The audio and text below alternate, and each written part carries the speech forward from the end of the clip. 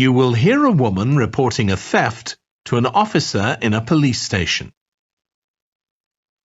First, you have some time to look at questions 1 to 3.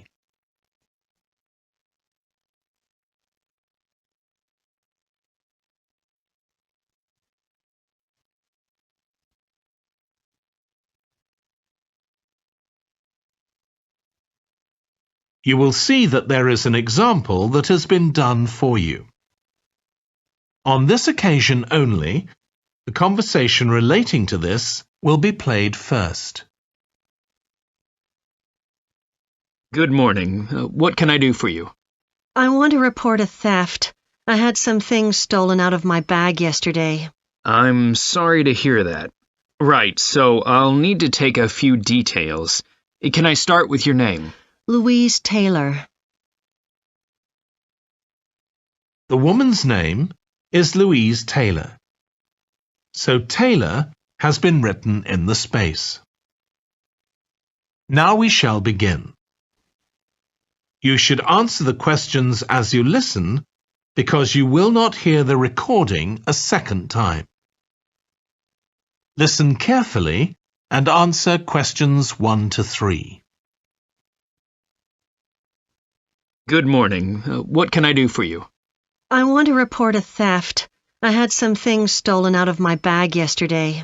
I'm sorry to hear that. Right, so I'll need to take a few details. Can I start with your name? Louise Taylor. Okay, thank you. And are you resident in the UK? No, I'm actually Canadian, though my mother was British. And your date of birth? December 14th, 1977. So you're just visiting this country? That's right. I come over most summers on business. I'm an interior designer, and I come over to buy old furniture. Antiques, you know? There are some really lovely things around here, but you need to get out to the small towns. I've had a really good trip this year, until this happened. Okay. So you've been here quite a while? Yes, I'm here for 2 months. I go back next week. So, may I ask where you're staying now? Well, at present, I've got a place at Park Apartments. That's on King Street. I was staying at the Riverside Apartments on the same street, but the apartment there was only available for 6 weeks, so I had to find another one. Okay. And the apartment number? 15. Right. Before you hear the rest of the conversation, you have some time to look at questions 4 to 10.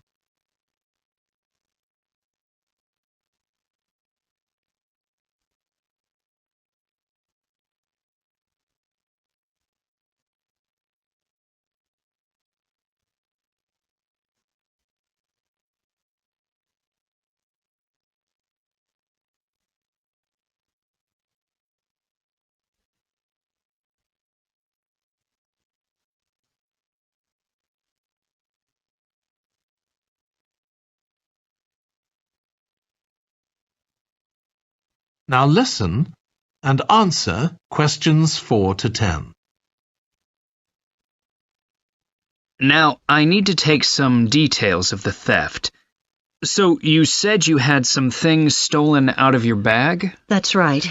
And were you actually carrying the bag when the theft took place? Yes, I really can't understand it. I had my backpack on, and I went into a supermarket to buy a few things, and when I opened it up, my wallet wasn't there. And what did your wallet have in it? Well, fortunately, I don't keep my credit cards in that wallet. I keep them with my passport in an inside compartment in my backpack, but there was quite a bit of cash there, about £250 sterling, I should think.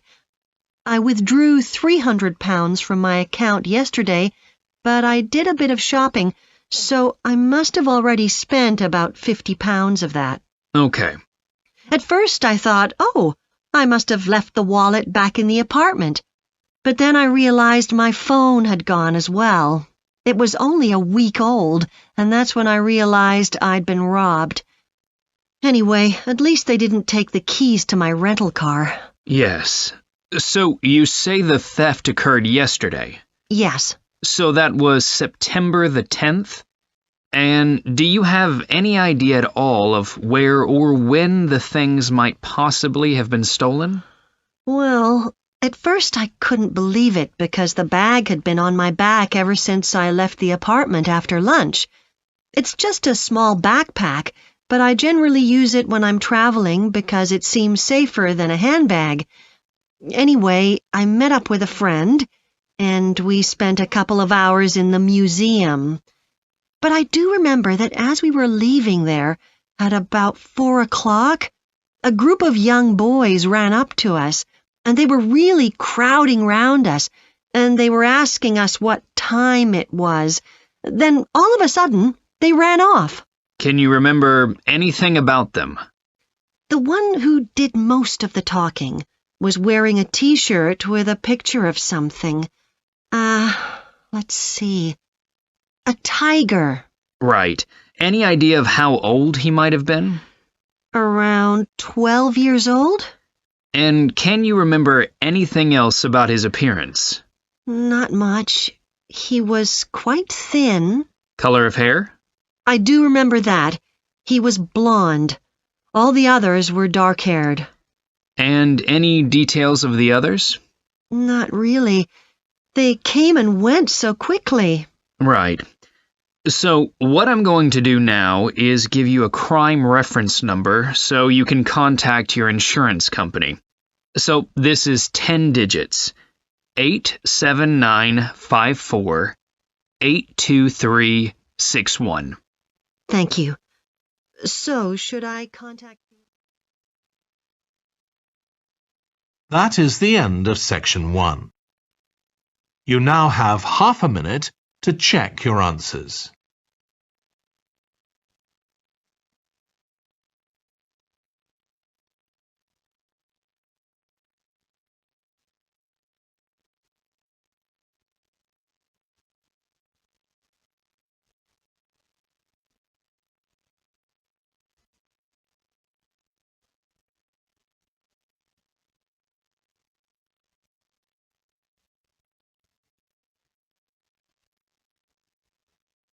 Now turn to section 2.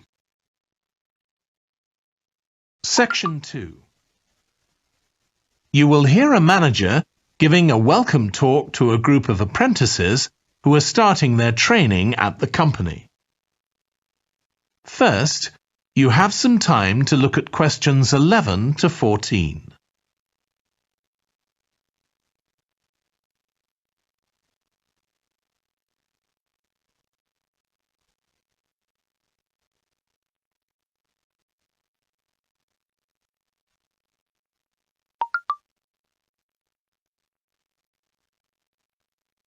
Now listen carefully and answer questions 11 to 14.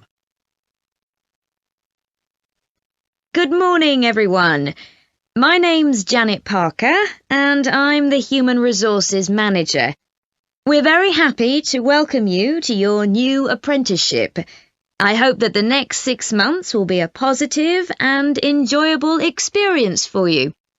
I'd like to start with some general advice about being an apprentice.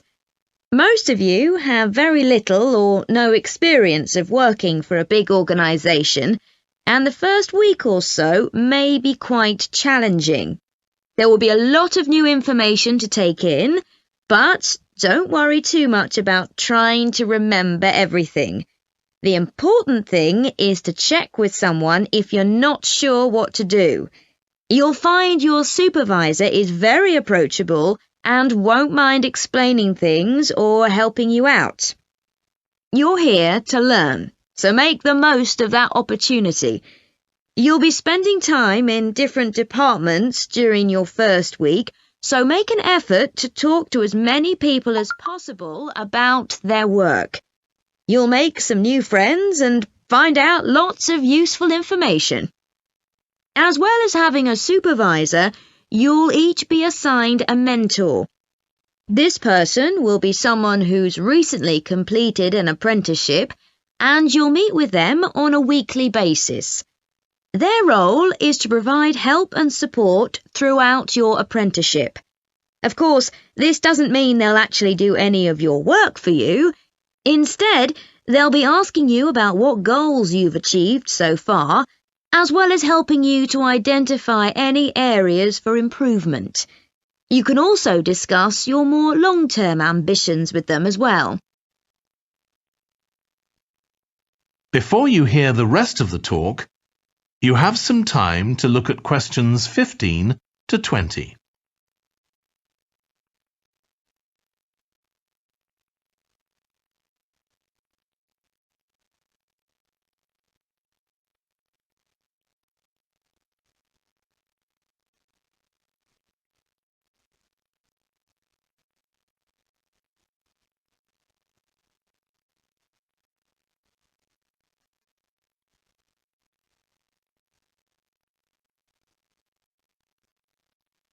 Now listen and answer questions 15 to 20.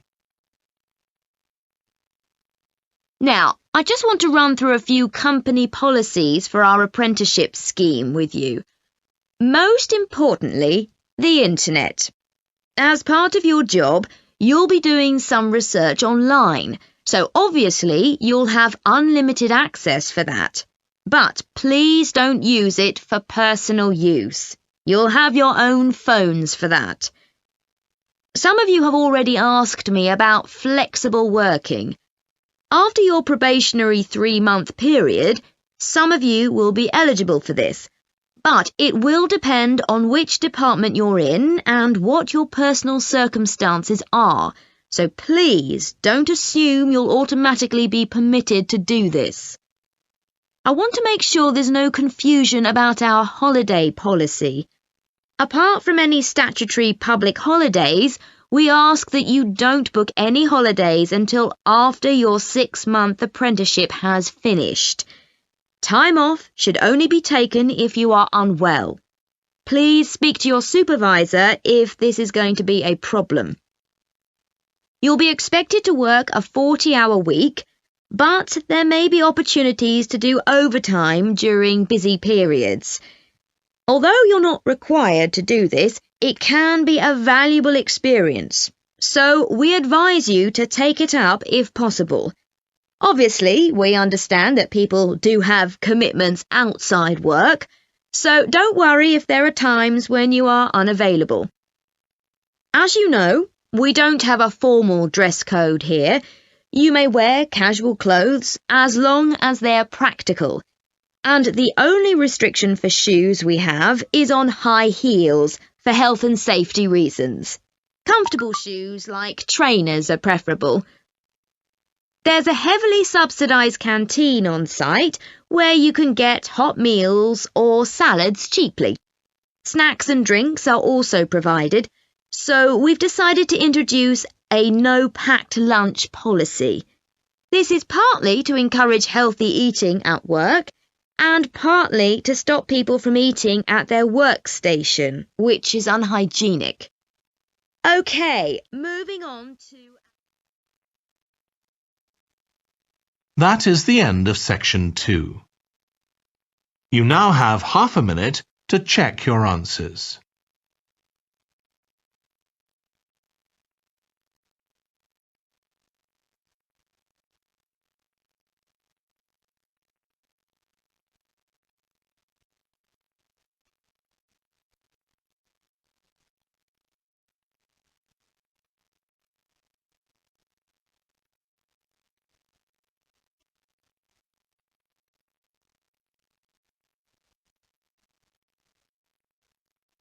Now turn to section 3. Section 3. You will hear 2 urban planning students, called Carla and Rob, discussing their presentation on cities built by the sea, following instructions from their tutor. First, you have some time to look at questions 21 to 25.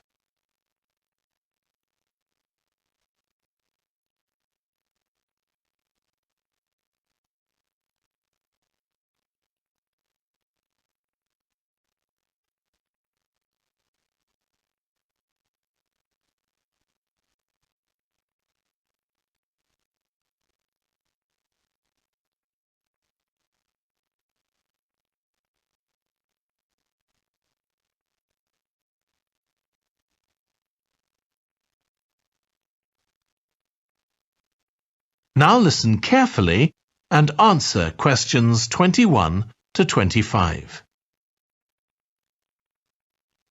Okay, so what I'd like you to do now is to talk to your partner about your presentations on urban planning. You should have done most of the reading now, so I'd like you to share your ideas and talk about the structure of your presentation and what you need to do next.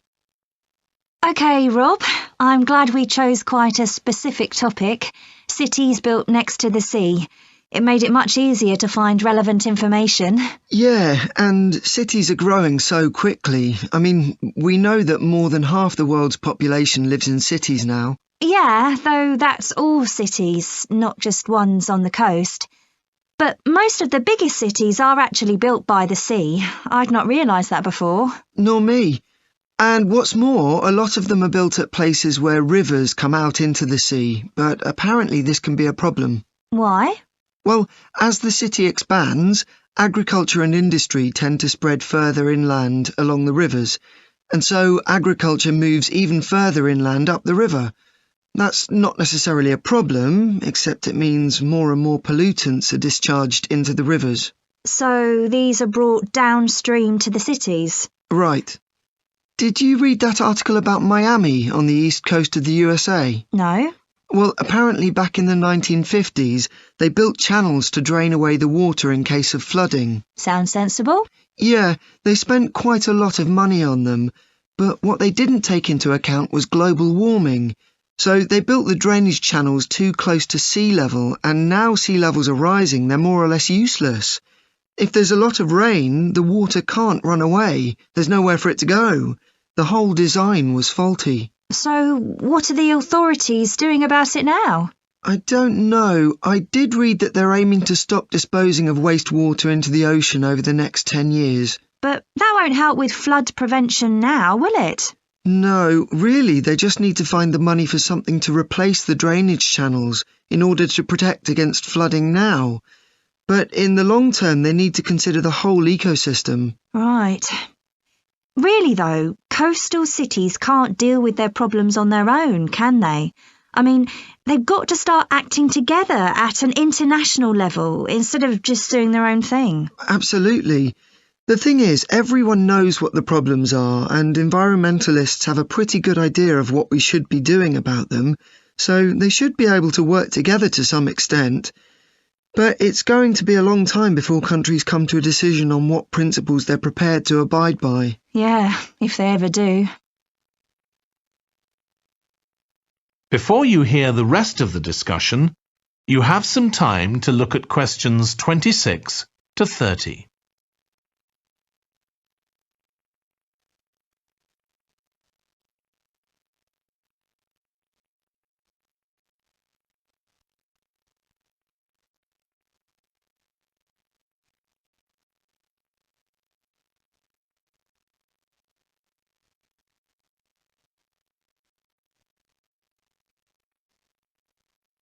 Now listen and answer questions 26 to 30.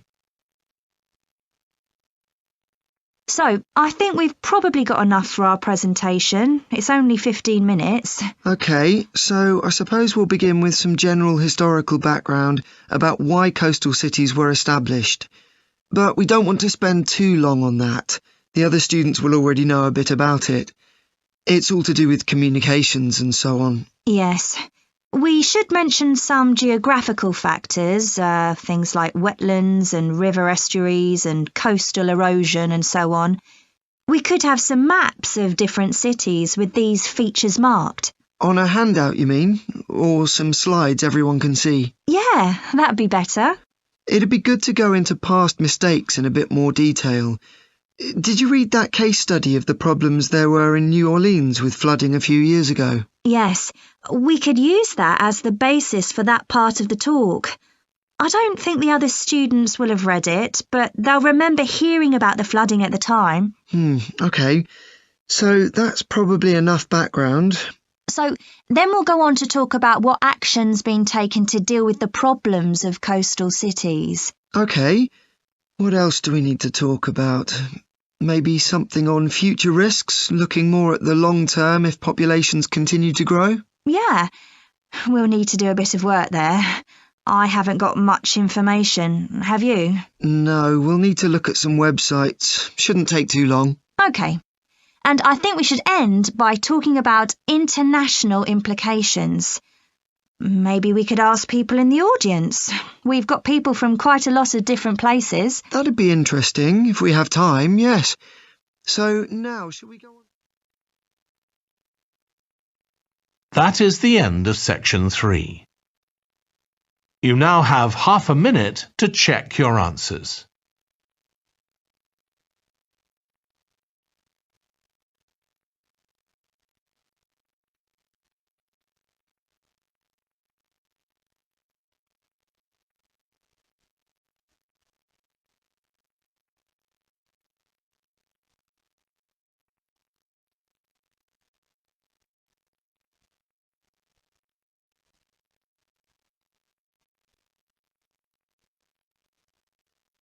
Now turn to section 4. You will hear part of a lecture on renewable energy that uses the power of the sea. First, you have some time to look at questions 31 to 40.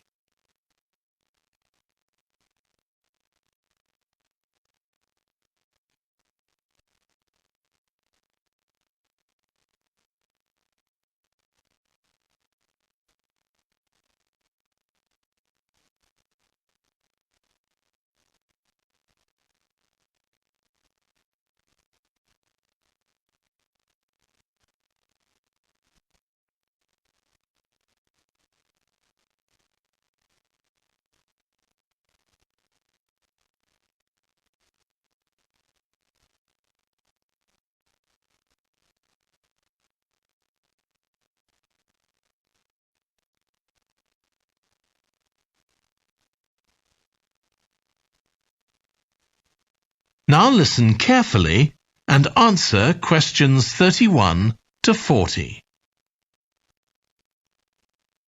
Producing enough energy to meet our needs has become a serious problem. Demand is rising rapidly because of the world's increasing population and expanding industry. Burning fossil fuels like gas, coal and oil seriously damages the environment, and they'll eventually run out. For a number of years now, scientists have been working out how we can derive energy from renewable sources, such as the sun and wind, without causing pollution. Today, I'll outline marine renewable energy, also called ocean energy, which harnesses the movement of the oceans. Marine renewable energy can be divided into 3 main categories: wave energy, tidal energy, and ocean thermal energy conversion. And I'll say a few words about each one. First, wave energy. Numerous devices have been invented to harvest wave energy, with names such as Wave Dragon, the Penguin, and Mighty Whale. And research is going on to try and come up with a really efficient method. This form of energy has plenty of potential, as the source is constant, and there's no danger of waves coming to a standstill. Electricity can be generated using onshore systems, using a reservoir, or offshore systems. But the problem with ocean waves is that they're erratic, with the wind making them travel in every direction. This adds to the difficulty of creating efficient technology. Ideally, all the waves would travel smoothly and regularly along the same straight line. Another drawback is that sand and other sediment on the ocean floor might be stopped from flowing normally, which can lead to environmental problems.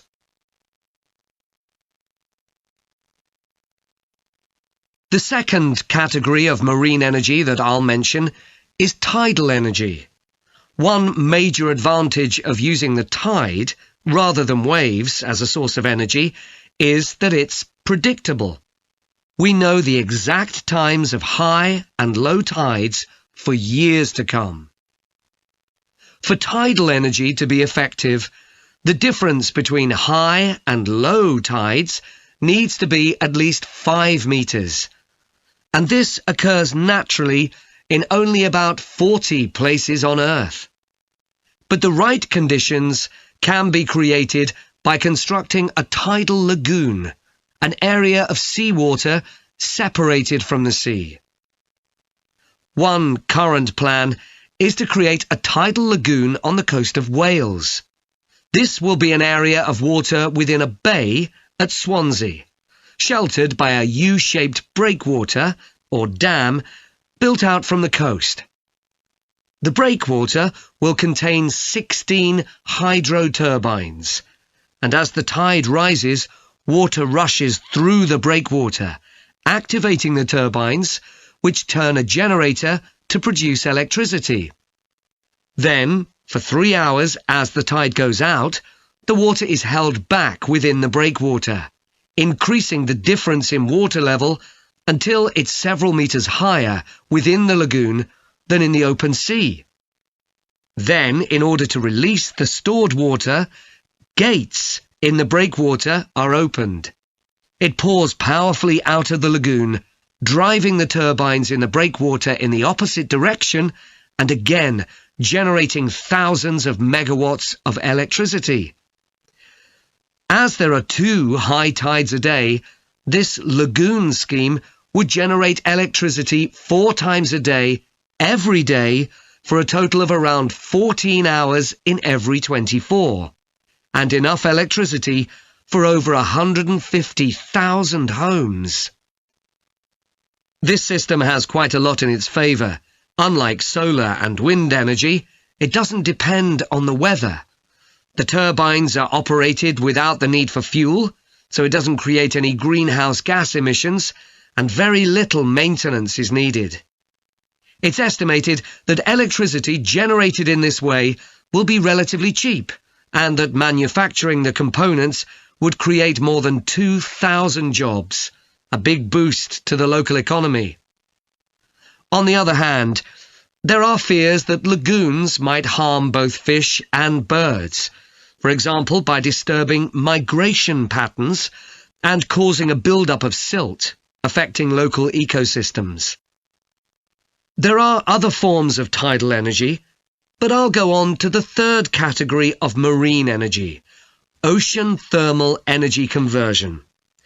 This depends on there being a big difference in temperature between surface water and the water a couple of kilometres below the surface, and this occurs in tropical coastal areas. The idea is to bring cold water up to the surface using a submerged pipe. The concept dates back to 1881, when... That is the end of section 4. You now have half a minute to check your answers.